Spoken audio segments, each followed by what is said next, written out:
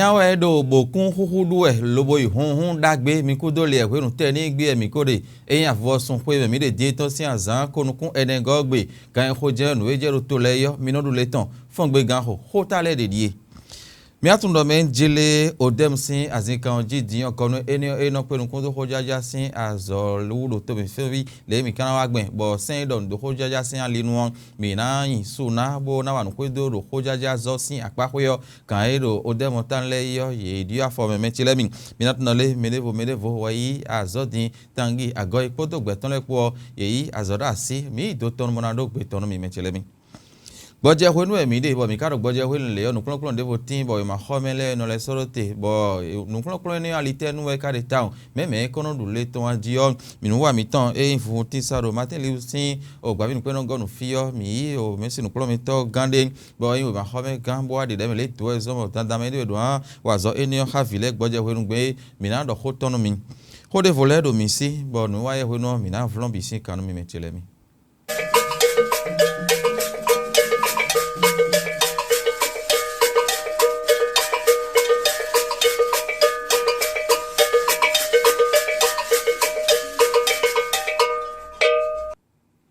Mede soutan non za we locho non za honto gboji metile mi le ko dogbon mi do nu wa sin bibe nu yo ho yo mi na gbo ke un ton mi we locho na vlon kan ho un kole mi le mi atno le ya che pa romian wara itan ko mi do mi de su si sin we eyan blood gbaja to mi to fi da vo son si azaton no konton gbe on e ma blo si gbe ametile mi hon a che pa ye le do nu ke on we ye igboje kle on azan ko nu kun we do hunde bo azan ene on gudo a che pa be sin ho me di teni gbe avoson si azan ko nukun nego gbe on e na level je azowo mi atundo menjele mi ruko mi ton gudo yo ache pa ye bi ogboje kle unde mi bo eni ogudo azan ko nukun we gudo ele ko abo e hon mediyan e na gbe kan do azo itonun bo azo eniyan e na gbe kan ache pa romi na wara iton e na gbe kan do azo nu gboje kle eniyan si ogudo ye iple e no yazan we tegbe bo so gbe ta de abi le tigbon e de kole wa iton gudo mi de mi na le ko lo na do gbe ton mi kan ton me mi atundo men jele minando ho de fonu meeting o dem si azinkan di o mina yi metile mi mnat men ko do men jele o Ulrich Vital Hotonji ejo ten donon tangi agoipo gbeton lepo mi atundo le oden gun wogo ezan gete ba klon zangla mi do gudo sin fifo nton no wi wa e hlado men jele do peta di o jazo nu di yo ye blo o nu wa enion metile mi onukume yo de vole wai azoda sitin bonu wa ne o kan we ameko ve me bro hoja ya sin lin yo bi hui ple don Ulrich a Hotonji e ai ho friend je kon do kan ze jo no kan yo enen etime ko no ye hui e mino mo koton sita na bo azote mete ne kan blogbon bo hoja ja sin azoro to mi to enfio hoja azo atole yo e na vodio wala de wo huzu no kuma de vodo azo do beneto mi to enfio enu edo tadie on enele bi hui yo mi po ipa mi no po lobo azo ne huzu bo ekhle pondo me jire eno e wazo mi meton bo azo dagbe yo do nu dagbe no ton simede su de jin do eklepo no menjele po e no bo wazo kaka je ba ne me e kun so gumebi o gbidi o de jin e bi opo no menjele e ni dalo me si huda azo le nkan ton si alile bo ka wazo ko sisi po lobo isu e de mele enio azo no yon mi atundo le gon wo goye zan gete dimro azo nu ko aton levo ja nu kon don yon tangi agoy e we na nu tin e khoro friend etime po do menjele kan ho nu e don gbe yo do me do kan gbe nu kanu e we azo e mi ton na lo kan jijon nu aton jin nu kon ton ne kan blogbon bo e o de mo na jijen hu gan le ko de gbon da yin we go ne kan blogbon bo azo mi member ho na no khole ro to yo e na yin ho lobo mere su ti tengbe bo e mo ho ja zo ato e da de jizo tu ton no le a e o ho ja zo ato le jen mo nu yedo hofo e ko inu bana kunsunta bona no inga temetemon azo e hometo ina wa bora si huto odem e na iro so ija we ro nu konton yo egbe we na blode tin hon enele bi huyo wonu emile mi na duka yo mi na pon apa enele fo lobo na wazo enele bi huin bo memo odemo egbe bo mo hoja azo ato egbe lo re aso bodo so ija we ro nu konton wo ya mo le fo gbon de men bo azo na huise lo jinja yin bo na wa nu huedo sen do ndo odemo sin apa huede tin mi na wazo enele hu me bi ndala yi lo dala kono azo mi waje enain le eje hagbon hon mi wadin yo mi no azo le eje hagbon evariso hodonu eyin CNP a beren sinu konto lo wan mo konto sin donu etime pono mejire ekun do na no pon jo ho pon no je do to odi no ba do na bo so to ji gba bo ti no amono be jire ekun mo wa tin gba e mo le ale ko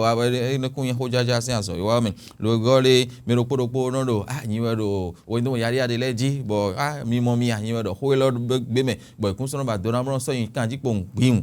ni on bi ekun ho jaja sin aso iwa do ndo le e ba hodo gan ji bo blo podo nu yen po le na yon o de mo aso e ro te kun le yo dodo ne be na aso ra li eni bo mi ro podopo ri de na ba jo no e bo e ja aso ko na wa podo o gan ji po de tin ama usu e so ha gsi afo so ro te fine yo e ho ti me podo meji ne kana blogun ho jaja sin aso ro to mi to yen fi yo e na di obi hui de bu de to gbon bo e na inu kan bo na yon je won yan ha ko e na no te kun e mo na si ho dara do ale le bi hui nu bo yan ri etan teme ole alo na je o bo nu kan ina tin deji do ho jaja sin aso ho do to mi to yen fi bo ka wa bo e me bo hui se bo jije ikan di yo do nu dagbe de su ti te ngbe e e zon ho eni on ji bo so ha ke sin afo so ro te ro fren bo gbija ho eni le ton le ha ko na dalo o de mo gbon tin yo e do eni le bi hui so idon ho yin to gba sa e do pe nu kun do wen ho ro to mi to yen fi yo e de so e han ro nu wa mo nkan ton sin odo nu an me ra ho Maurice atai gedegbe e we so ho yin gba sa odo afo sin afo so ro te ro fren e ti me po ndo menjile ho yin to gba sa e no pe do wen ho ro to mi to yen fi yo na dalo o de mo de su ti te ngbe o lin e do lo na wa zo dagbe o ho ja sin azo ro to mi to yen fi yo e na me lo bo hui se bo kan ran ko do sen bo e kun do le na no pon zunta bra no igadin wo yin ho e ko pon de na so ho yin to ji gbeun bo e na mo no le photo fu e ron le ko aje kun sen mo e na wa zo we mo na me de kon le yo e tun azo itan ro ka oli bo na lo de bo hui se bo e na ganje me wo le azo eniyan le ho yin to gba sa ro ogbe so bo na blopo do yepo le e je hagbon ikaka so iro de ti mina jo eni ondo lowo na do gbo je da ho e me vi mi ton ma ho mi le de ho din sin o honu mi eno eko ya ho ma ho mi kaka lo wa o ko le me je we yan nu wa de votin bo inu plon bo o ma ho mi sin nu kan to le o gbe to pa ton ho ton eno sorote bo eno me jere lo alo do file do nu plon sin ali na lite nu e nu mo nkan ton ka de me kono do le ton le eta wa ji o mi kan ho bi o ma ho mi kan ko o sin so roland mo cho e ye o ma ho mi gan lo kla sin kan me e wa nu wa ji lo gba je me nu mize nu kpɔn gbɔdzɛmɛtɔ gbɔdzɛwɛnutɔ mɛ wɛ kɔn dule tɔ ta wɔn dzi yɔ mia dɔ mi bi sese wɛ. tiɲɛ nu baro pɛpɛ ye mɛsi lɛ taa nɔ ko fɛ gbɔdzɛwɛnu mɛ wɛzɔn bɔ ero wɛzɔn ne bi kan ya ye. ɛnɔ tsi mɔdɔn wɛ nu mɛ ma do mɔ ɛnɔ mi gawo na o bolo do. ɛnɔ mɔ wa.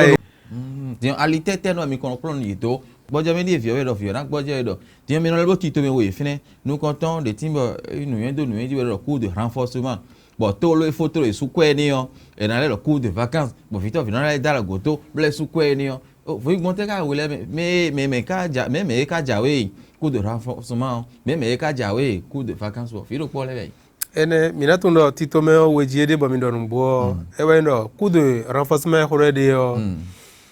ɛnɔ nu asɔkò de jamblo coup de renforcement ɛnɔ blonu sunwe jɔrɔjɔrɔ ekɔnɔ bɛ si juillet mɛ tɔn edo gbɔdze lo mina mɔ dɔ azɔmɛ yi yɔ zanzan yɛ nɔ yi ɔgbadanuwɔ ede de lɛ ɛyin nubɔ ɛna dɔ edo mɛ zinzin diyan edo nɔ kplɔ wɛ bokala wɛ do ɛhun eto da wɛ de mɛ eti mɔ minina xlɛ dɔ mi dɔ mi mɛ wɛ ezero te di mɛ dɔ nua dze dɔn afɔlele nɔ de ɔdi mɛ bɔn mɛ wɛ gɔ ka dɔ xɔti ni yan nu mɛ wɛ ne lɛ yi wa dze nuwɔ kɔ wɛ yɔ mɛ kana ya wo sɔ blo nɔ wu mɛ de mɛ ko xlɛ alɛ tɔ kpɛ vi de da yi yɔ mɔdɔ mɛ ne yɔ ɛnɛ ya wo bizo de mɛ wu gan mɛ ma wɛ de ne yan renforcement edo patakli nu vie ko ŋgbe examen lɛ yi. ame ko ŋgbe tɛn kpɔn ko fo ntɔn lɛ yi. eye dɛ lɛ wɛ nɔ blo renforcement nu sunwe na. mo ɛnɔ vi lɛ bi xɔ lɛ bi tɔn yɛ nɔ wa. xɔ lɛ bi wɛ ya mɛ ko ŋgbe tɛn kpɔn lɛ yi CM2 wɛ ya BPC wɛ ya kpodo mɛ ko ŋgbe bac de sukpo mɛ atɔn ne lɛ wɛ renforcement nɔ tɛn kpɔn do ko nu azɔmɛ wa bɛ do ɛnɛ wa tsi nu vɔgbɔn dzi nɔ nu ye. bɔnu mi do wozun do wɛ bɔna do yi fi de yɔ mina sɔn nu fie yi mi de yɔ do so bɔnu agbɔmakpe mi do ale na zɔn mi de yɔ wo. eyin kpɔn xɔ mi tɔn mɛ diyan o ma kplɔn gbɔdze ko tɔn o do tadzi xɔ dɔ mi de nɛmɛ. nu mi dzo vi lɛ do bɔnu yen nɔ gbɔdze mɛ nu sun we bɔna zɔn mi bɛ le yɔ ɛnɔ ti dɔ et kunga da force me ko me po don we et on flou de me et no flou de me bibo nu la enu le on do etimo e do na pla viledo e do na heye dede bonu nu e ba do yesi yo e ma ze hun solo nu ko do ai hun pro la menu ye ene mena ho zinsu Roland Moncho yo ma ho me gan ro kala bi zunja kame yo nu wa di wa mi ya te mi ton di yo mi andu nu wa bi kwisin ole mi ale ko afi mana ti mi podo meje nu wa de tin do to mi ton fi o mi do mi mo gbegbegbon won do mi ton leji bezon lo kakabo konda ho no kun do bo hun to me sin ho we yo nu e ho de bo yin alo gan vi bo sinde kabi ti to me de buwo e kun do ran blo lobo soje o toji o gbere pon eno e wa mo sin na kula mi do mi ka ho bi yo de bo no yo e do fon pe bo mina pon yo nous e gouvernement do di do e bodo bigbe bodo alo zinde we o ni zian lo deji o kakaze ni ma do relâchement o parce que tant de me togbo mi ton le fidie non beto no ki atien ni o bono blo e kutu le e no poison parti ma de do fini on e no désenvoûter me on akon e do bible me ba e do isop parti ma we isop azebo zeje deji bo kutu o bo ko de deji o ana mo azon e gbo nu eni ole amma ma we dama me wa ze bo ze da teji bo da techi na we o yeni le bio e de le me yeni le bio e de me le me nu gouvernement do de blanc blon ni blo do check pipa we do bon nu ya check pipa ka do bo zian lo deji o ye do na blo bo na se tonna ye non se fodun a réseaux sociaux di ai somo olo de ni do ho ezingbero fidion nyonu teno mo a nyonu no mo lo a ezingbe adaliji ti ngba ezingbe ti to dion ana hon bere sunde le de soulève di e no do ti emo olo oui mais olo wa bi je TikTok di olo je TikTok di bo di agbangba bodo ndo wele be da ba mimi wele nu de yin nu dagbe yo wikula tenwe no wikula tenwe no bando to ba na be ka bla mo bla no nu dagbe le nko do fi abi na no khen mo we oni ene tobo mina so ho inu mi ton ogbeta mi ton ya jibo ka ho bi ode wol to fi yo le mo gbon ne do yo won di o isoro to ji me chile mi gbeta da ho no ko kun to bo hun to me ho to mi ton fi yo wazon do comité de rite vaudou du Bénin ou lobo de wen ne ton ti men chile do men jile o ala ganvité o we da bo yon hu bi hui adi ti we yon ti lu ti we yon ti we yon ko je ti we yon o elo ama elo lu ti we je gbazon igun ka me go bi hui doko egbado eje gba fo gba fun gbo fen ogbo no bi hui ne no dogbon we do mi ton le ji le no mo nkan ton ni polonkin down me ro no wa mo nkan ton do we to mi ton me yo le ye ni pa ide su ti tegbe mai mo awa yan do mo hun jera gbegbe bo adi ti we yan ele yo no mo me ro se hu mo ele no mo me ro o fibi ene le bi hui do ide gbegbe bo iso tun de me ne yan mi ro ko ni pa e mai mo awon o se je khai di gloglo ton de yo mi ro ko na so lobo so kwande ji no gbeta enion ime boro apa mon koton ko ro bo hun to me sin ali le yo e we de o we mon koton ton ro to ji hun to re se hun eni donu o to de me chire mi e ko meton e so na hu mo gbere pon aya che no ko ro po mi ton le e so